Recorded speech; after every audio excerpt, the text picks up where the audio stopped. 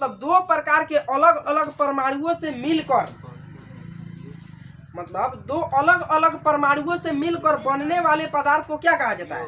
यौगिक कहा जाता है। यौगिक का मतलब होता है क्या? मिलावट। जो मिलकर किसी पदार्थ, मतलब दो या दो से अधिक पदार्थों के मिलने से, या दो या दो से अधिक पदार्थों के परमाणुओं के मिलने से जो पदार्थ बनता है उसे हम लोग क्या कहते हैं? यौगिक कहते हैं। समझौता। तो यौगिक तो वही जैसे जल क्या है? यौगिक है। क्यों? क्योंकि जल H2, जल का सूत्र क्या होता है? H2O। तो H2O क्या क्या से मिलकर बना है? H, और देखो हाइड्रोजन और ऑक्सीजन के परमाणु से मिलकर बना है कि ना? तो हाइड्रोजन और ऑक्सीजन के परमाणु से मिलकर बना है क्या? H2O। तो H2O यानी हाइड्रोजन के दो परमाणु और ऑक्सीजन के एक परमाणु मिलने से क्या बना है? H2O बना है। समझे कि ना? तो वही बात है जैसे CO2, कार्बन डाइऑक्साइड।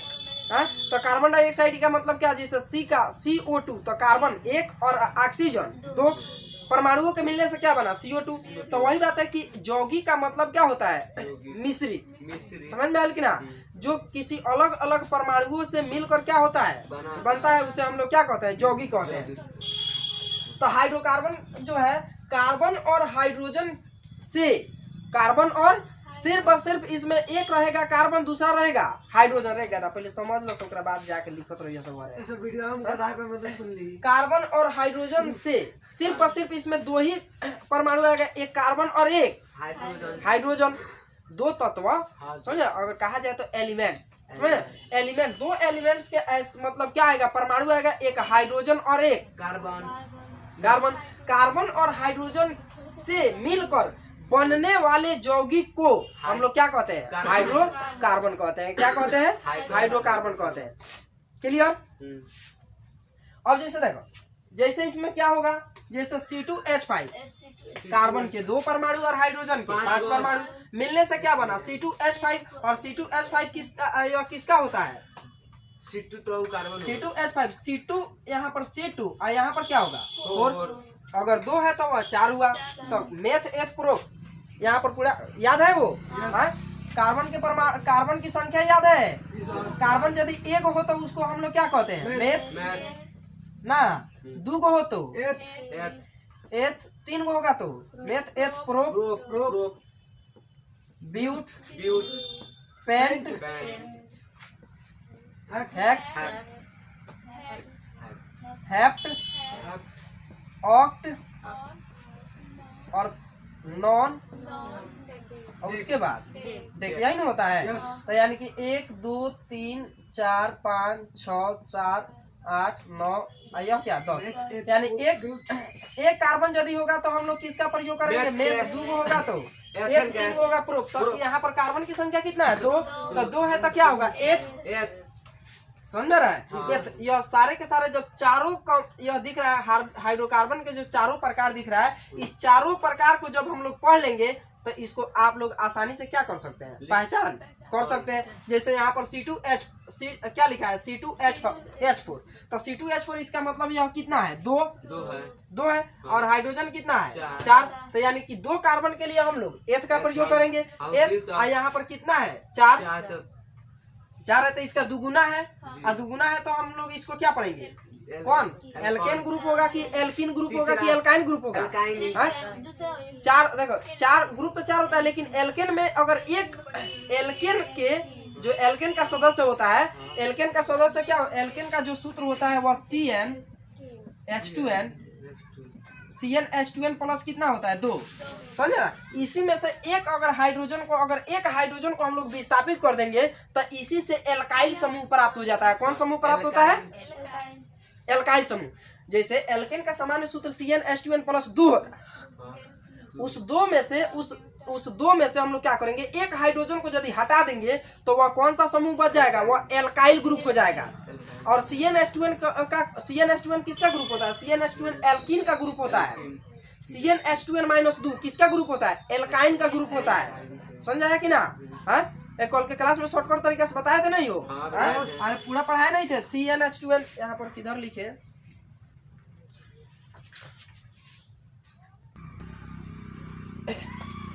यानी एल्केन का जो होता है, एल्केन का जो सदस्य सूत्र होता है वह क्या होता है? CnH2n plus 2।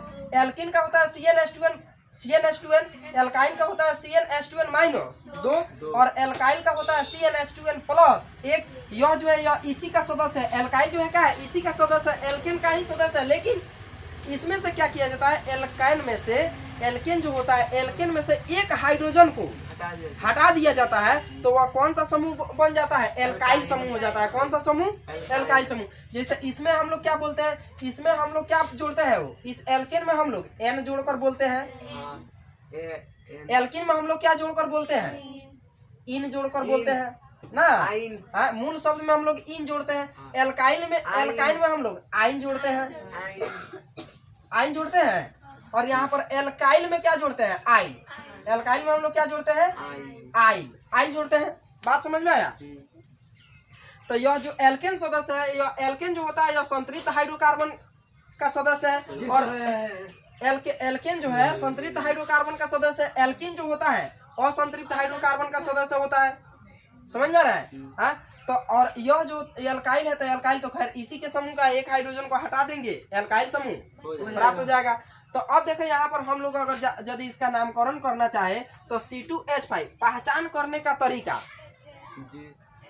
जैसे अगर हमको पहचानना है कि यह एल्कीन है, एल्केन है कि एल्काइल है, समझ आ रहा है कि ना। इसको पहचानने का तरीका यही होता है कि यदि अगर कार्बन और हाइड्रोजन के बीच का रिलेशन जो होता है, कार्बन और हाइड्रोजन के बीच का रिलेशन, ध्यान से समझ लो, कार्बन और हाइड्रोजन के बीच के रिलेशन से ही हम लोग क्या कर सकते हैं, पहचान सकते हैं कि कौन एल्केन है, कौन एल्कीन है, कौन एल्काइन है, कौन एल्काइल समूह है। तो यदि अगर कार्बन की संख्या, यदि अगर कार्बन के संख्या से हाइड्रोजन की संख्या, यदि अगर कार्बन के संख्या से हाइड्रोजन की संख्या दो गुने से, अगर दो गुने से दो क्या हो जाए, अधिक हो जाए। समझ में रहा है। मतलब कार्बन की संख्या से हाइड्रोजन की संख्या दो गुना से दो क्या हो जाए, अधिक हो जाए। तो हम लोग हमेशा समझेंगे यह कौन सा एल्केन है, कौन सा है, एल्केन है। खूब ध्यान से समझा कि अगर यदि दो गुना से, माने अगर कार्बन अगर कार्बन 2 है तो हाइड्रोजन कितना हो जाएगा, 2 दूना 4 प्लस 2 यानी कितना 6, यानी 2 गुना से 2 ज्यादा अगर होगा तो उसे हम लोग क्या कहेंगे, एल्केन का सदस्य होगा। यदि वह क्या है, यदि अगर कार्बन की संख्या से हाइड्रोजन की संख्या 2 गुना हो जाए, सिर्फ और सिर्फ क्या हो जाए, 2 गुना। अगर यदि कार्बन की संख्या से हाइड्रोजन की संख्या अगर यदि 2 गुना हो जाए तो हम लोग समझेंगे कि यह कौन सा ग्रुप है, एल्कीन। यह कौन सा, एल्कीन का सदस्य होगा। यदि अगर कार्बन के संख्या से, यदि अगर कार्बन के संख्या से दो हाइड्रोजन की संख्या, हाइड्रोजन के परमाणु संख्या अगर 2 गुने से अगर इसमें 2 क्या हो जाए, कम हो जाए, तो हम लोग समझेंगे कि कौन सा ग्रुप है, एल्काइन ग्रुप है। कौन सा ग्रुप है, एल्काइन ग्रुप है। और वही यदि अगर क्या हो जाए, यदि अगर कार्बन की संख्या से हाइड्रोजन की संख्या 2 गुना से 1 क्या हो जाए, बढ़ जाए, 2 गुना से 1 बढ़ जाएगा तो वह कौन सा ग्रुप हो जाएगा, एल्काइल ग्रुप हो जाएगा। कौन सा ग्रुप हो जाएगा, एल्काइल ग्रुप। बात समझ में आया हो, तो आया। तो ये बताइए यहाँ पर यह कौन सा ग्रुप है, एल्कीन ग्रुप है। या एल्कीन ग्रुप है क्यों, क्योंकि 2 गुना से 2 क्या है, अधिक है ना, सॉरी 2 गुना है, सिर्फ 2 गुना है। कार्बन के संख्या से सिर्फ 2 गुना है कि ना, तो एल्कीन है कि नहीं है, एल्कीन है। तो एल्कीन यदि है तो ये बताइए यहाँ पर कार्बन की संख्या 2, कार्बन की संख्या 2, तो इसलिए यदि कार्बन की संख्या 2 है तो 2 कार्बन के लिए एथ, 2 कार्बन के लिए एथ, और 2 कार्बन के लिए एथ होगा तो हम लोग इसमें इसके साथ क्या जोड़ेंगे, एल्कीन का है तो एल्कीन के लिए क्या होता है, इन। यहाँ पर थोड़ा सा जगह नहीं था इसलिए लिख दिया है। तो एल्कीन का में क्या जोड़ेंगे, इन। तो यानी कि उसमें इसका मूल नाम जो है क्या है, एथ है। और एथ में हम लोग क्या जोड़ देंगे, इन। तो क्या हो जाएगा, एथीन। क्या हो जाएगा, एथीन होगा कि नहीं होगा, एथीन हो जाएगा। उसी तरह इसका यदि नामकरण हम करना चाहे, इसका नामकरण अगर करना चाहे CH3, सीधे दिख रहा है कि एक कार्बन है, एक कार्बन है। और यहाँ पर हाइड्रोजन कितना है, 3 है। इसका मतलब कि कार्बन के संख्या से 2 गुना से एक क्या है? अधिक है, ज्यादा है। हाँ। 2 गुना से एक क्या है? ज्यादा है। अधिक है। और 2 गुना से यदि एक ज्यादा है तो यह कौन सा ग्रुप हो जाएगा? एल्काइन, एल्काइल ग्रुप होगा। हाँ। तो एल्काइल ग्रुप होने के कारण इसको हम लोग क्या पढ़ेंगे?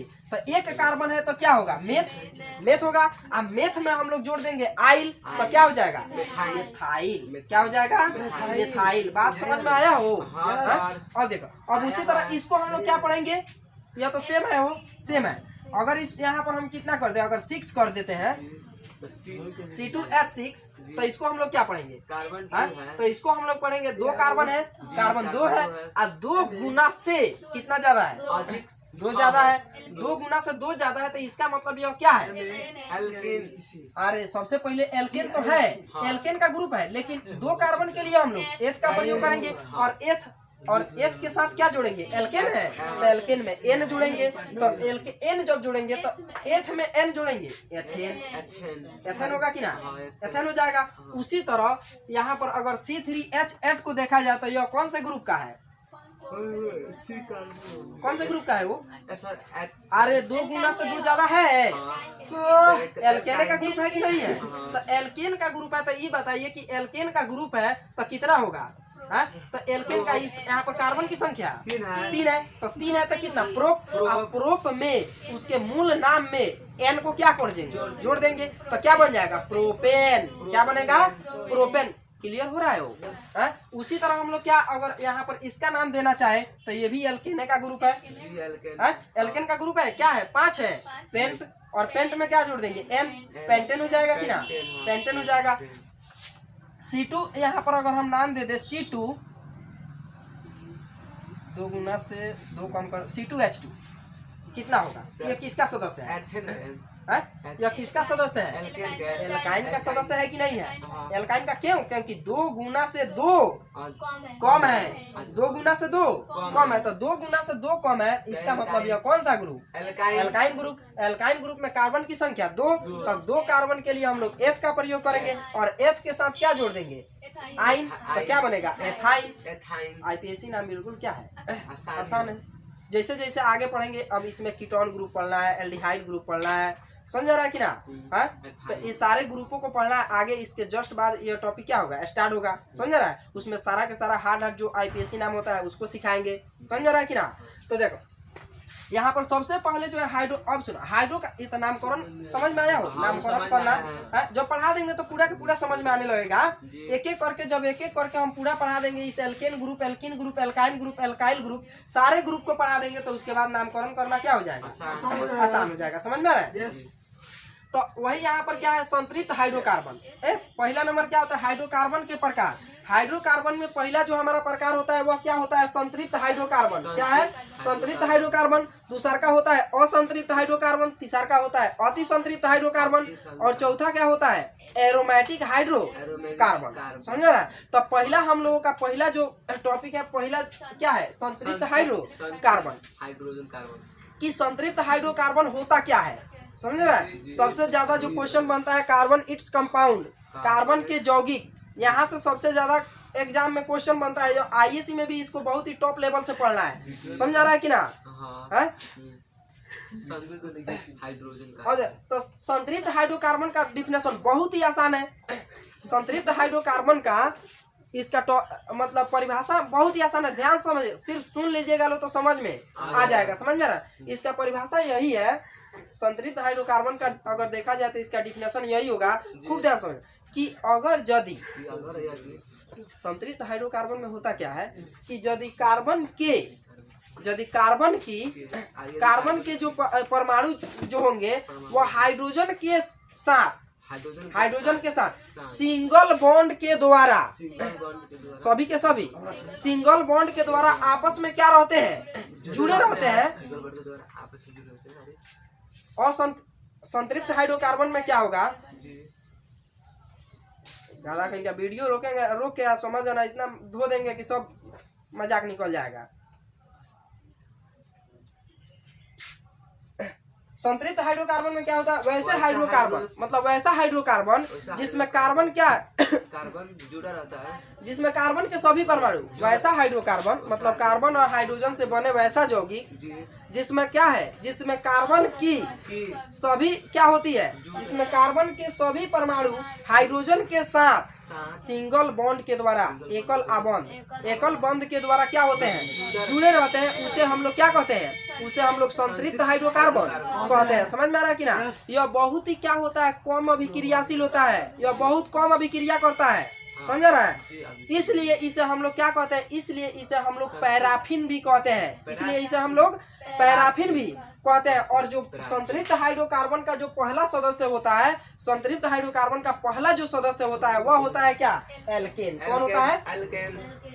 संतृप्त हाइड्रोकार्बन का जो सदस्य होता है वह क्या होता है, एल्केन होता है। और एल्केन में क्या होता है, एल्केन में एल्केन का सूत्र CnH2n, समझ रहा है। अभी अभी पढ़ा है कि एल्केन जो होता है, एल्केन, अब देख यही जो है इस सारा को क्या करना है, इसमें पढ़ना है कि कौन सा किस सदस्य का, किसका सदस्य है। तो एल्केन जो होता है वह संतृप्त हाइड्रोकार्बन का क्या है, सदस्य है, संतृप्त हाइड्रोकार्बन का सदस्य, संतृप्त हाइड्रोकार्बन का सदस्य है। इसलिए इसको जो यह कम अभिक्रियाशील होने के कारण इसे पैराफिन भी कहा जाता है।